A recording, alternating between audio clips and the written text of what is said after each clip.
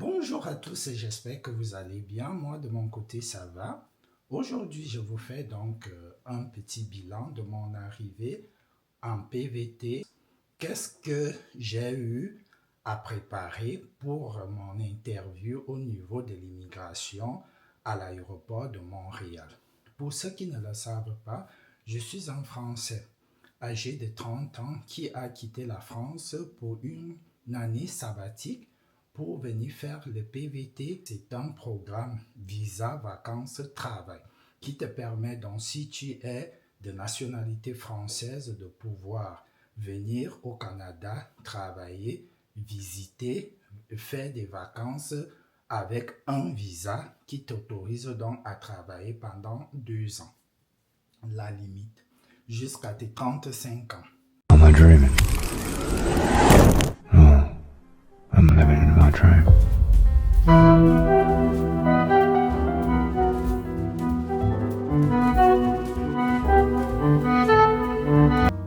Donc, le 24 mars 2025, je m'envole pour Montréal à partir de l'aéroport de Roissy-Charles de Gaulle à Paris.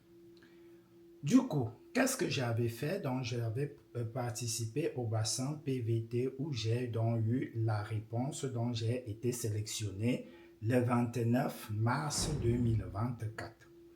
Du coup, j'ai attendu vraiment à la fin de venir valider mon PVT. Il faut savoir que lorsque vous obtenez la réponse positive que vous êtes sélectionné pour le PVT, vous avez 1 an pour venir valider votre PVT. Une fois que vous le validez, il y a des conditions de validation de votre PVT.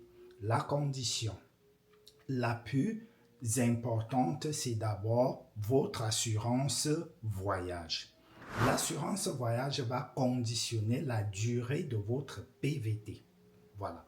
Donc, moi, j'avais donc pris une assurance de 2 ans. Étant donné que j'ai un congé sabbatique, donc je suis salarié, j'ai pris un congé sabbatique d'une année et du coup, j'ai laissé comme ça en prenant 2 ans en me disant un jour je peux être en France, je veux venir au Canada pour une longue durée. Au lieu d'être juste touriste, je peux venir comme ça et j'ai un petit job quelque part. Voilà, du coup, j'ai dit, ok, je m'en vais valider 2 ans de PVT, mais logiquement, je vais faire une année. Donc, arrivé ici, qu'est-ce que j'ai eu donc comme document pour entrer sur le territoire canadien? De 1, j'avais mon passeport français. Mon billet d'avion, je l'ai acheté aller simple.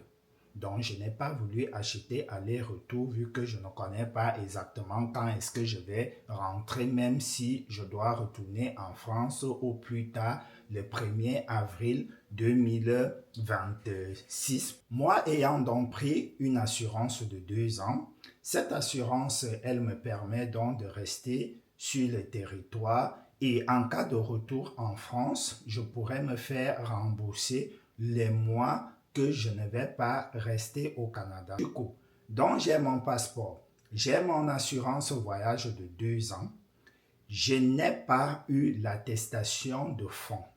J'avais formulé la demande auprès de ma banque ne me l'a pas délivré à temps. Du coup, j'arrive à l'immigration, donc je passe les portiques de contrôle et tout. Arrivé, il y a des bornes là, comme vous pouvez le voir à ce niveau-là, où vous allez déclarer le nombre de jours, ce que vous êtes venu faire, quel type de visa,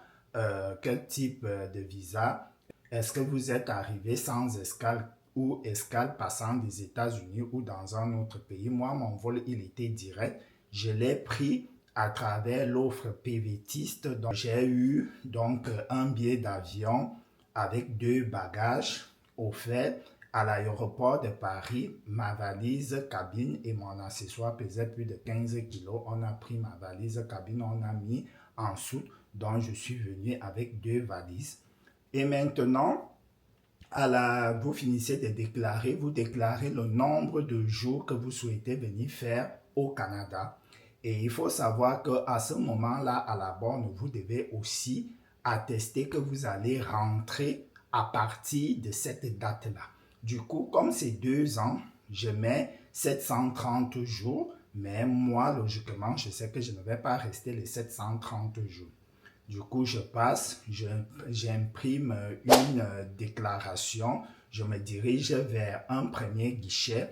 Il me demande qu'est-ce que je suis venu faire. C'était même une dame, je pense. Je lui dis, je suis là pour le PVT. Elle me dit, si c'est pour le PVT, allez à l'immigration numéro 2. Je me dirige là-bas, arrivé à la salle d'attente, comme vous pouvez le voir là, tout stressé, j'avais la boule au ventre parce que je n'avais pas l'attestation de fonds. J'ai dû prendre Internet dans l'avion pour pouvoir communiquer avec la banque le lundi parce qu'eux, ils travaillent en off le lundi, mais ils n'ouvrent pas l'agence.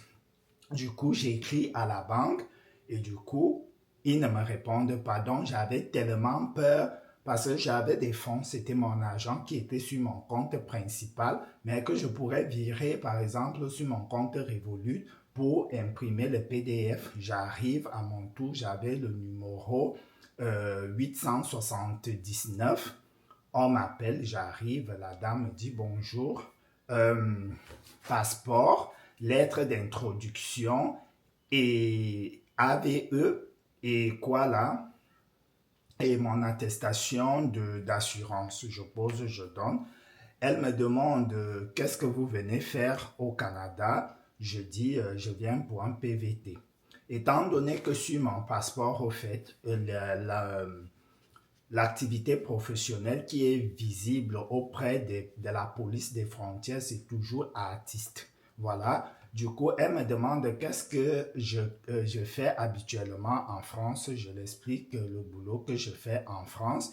Elle me dit, à part ce boulot-là, est-ce que vous avez déjà eu à exercer d'autres activités professionnelles? Je dis oui, j'ai eu à faire ceci, cela. J'essaie de citer les boulots. Et elle me dit, est-ce que vous êtes prêt à faire d'autres activités? Je dis oui, c'est pour cela que je suis là, l'expérience internationale, l'envie de découvrir d'autres horizons et tout. Donc là, elle me dit donc, ok. Elle me dit, est-ce que vous avez... donc, je n'avais pas encore donné l'AVE. Elle me demande l'AVE, je donne l'AVE. Elle prend mon AVE, elle regarde, elle regarde. Quelque temps après, elle constate que dans le système, lors de la saisie de mon AVE, la validation de mon AVE, on a fait l'erreur. Au lieu de mettre le 25 juin, on a mis le 25 août comme ma date de naissance. Elle avait déjà imprimé le PVT. Donc, pour ceux qui ne connaissent pas, c'est comme ça qu'on vous remet une attestation comme ceci. C'est une attestation comme ceci. C'est ça, votre PVT. Donc, elle avait déjà imprimé une avec les informations de l'AVE qui n'étaient pas bonnes. Du coup, elle avait déjà aussi stampé là mon PVT, mon visa, et elle avait déjà mis le numéro du PVT. Elle constate donc que la date de naissance ne correspond pas. Elle le modifie sur le système et elle me recommande qu'une fois sur le territoire, que ça ne va pas impacter, elle va me laisser entrer sur le territoire, que je devais reformuler une autre demande d'AVE si je souhaite sortir du territoire, par exemple aller aux États-Unis ou rentrer en France pour revenir.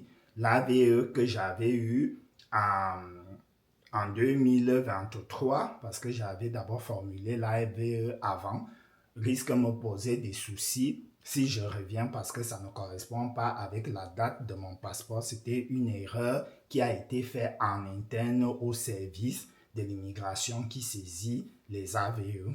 Du coup, elle a changé, elle m'a donné le tampon, elle a modifié la date, elle m'a remis les deux, elle m'a remis mes documents et elle m'a dit « Bienvenue au Canada ». Et je suis parti tellement j'avais encore mal au ventre parce que je n'avais pas l'attestation des fonds. Et du coup, à côté de moi, là, on avait mis une personne en attente parce qu'elle n'avait pas l'attestation de fonds. Mais lui, il était déjà venu ici au Canada avec un visa. Donc, il fallait qu'on annule aussi son visa qui était toujours en cours de validité pour valider son PVT et tout. J'avais mal. Du coup, quand elle m'a laissé, je suis sorti. Et du coup, je me suis redirigé donc vers la porte de sortie. Là, je commençais à descendre les escalators. Maintenant, arrivé au niveau des bagages, donc nous, on devait prendre nos bagages sur le tapis numéro 6, mais comme on avait déjà mis du temps, parce qu'on est arrivé vers 15h25, on devait arriver à 45, mais on avait l'avance, on est arrivé à 25. Du coup, moi, je suis sorti de là vers 17h. Donc, imaginez-vous, il n'y avait pas beaucoup de monde, mais juste l'attente au contrôle et tout. Du coup, j'arrive vers 17h, on avait déjà enlevé nos bagages, on les avait déjà posés à côté. Moi, j'attendais mes bagages, je ne les trouvais pas. Du coup, je vois le lot des bagages, comme vous pouvez le voir là. Et de là, je me dirige, je prends ma valise, voilà. Je prends ma valise, je pose sur le chariot et tout. Je me dirige donc pour sortir. Dans la lettre de déclaration qu'on imprime sur les bords, on doit les remettre aussi à d'autres agents après la petite passerelle là pour arriver donc au hall principal où les gens accueillent les personnes qui viennent d'arriver et tout. Moi, je n'avais personne qui devait m'accueillir et tout.